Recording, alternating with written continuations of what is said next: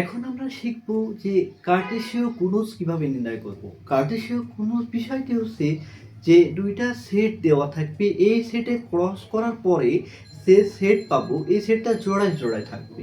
যেমন এখন এরকম হতে পারে, মনে করেন যে a equal to 2 3, b equal to 4 5 বলে a cross b equal to 1।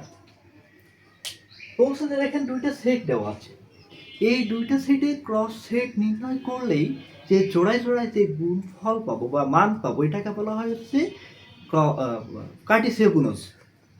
তাহলে দেখেন কার্টেসীয় গুণজটা নির্ণয় করবে এভাবে, লিখে দেওয়া আছে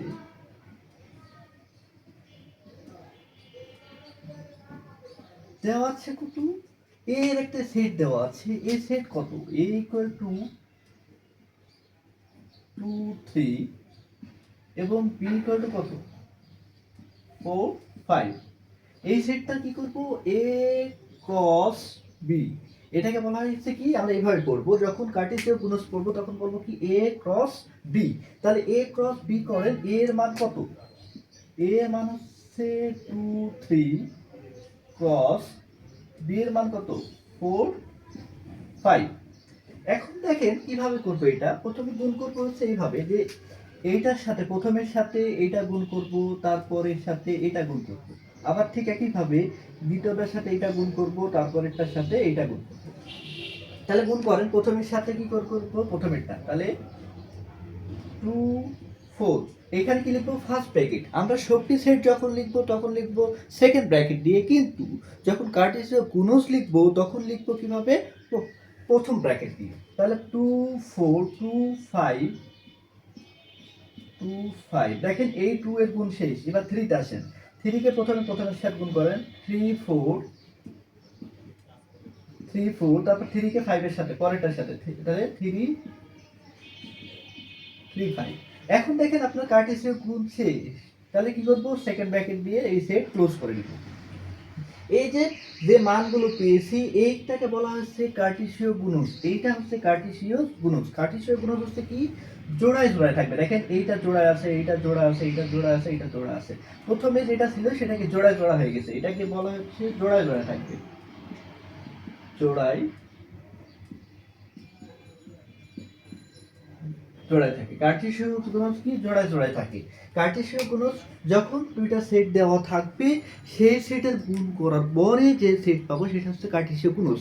কার্টেসীয় গুণজ সবসময় জোড়ায় জোড়ায় থাকবে, কিন্তু শক্তি সেটটা ভিন্ন।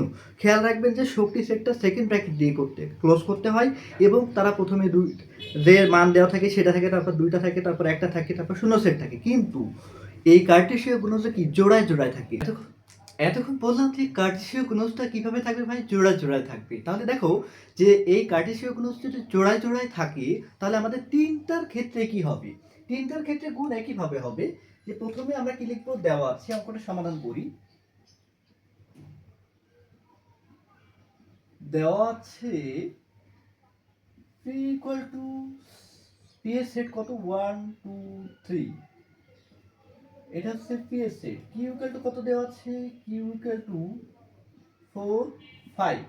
তাহলে কি করতে হবে, p ক্রস q, তাহলে p ক্রস q যদি করেন তাহলে কি করবেন, p এর মান হচ্ছে 1 2 3, q এর মান হচ্ছে 4 5।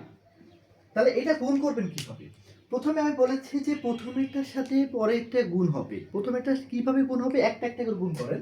প্রথমে 1 যদি গুণ করেন, এই 1টা কিভাবে গুণ করবেন, প্রথমে 4 এর সাথে গুণ করবেন, আবার কি করবেন 5 এর সাথে গুণ করবেন, মানে এইটা যার সাথে গুণ করবেন এইটা সবার সাথে গুণ করবেন।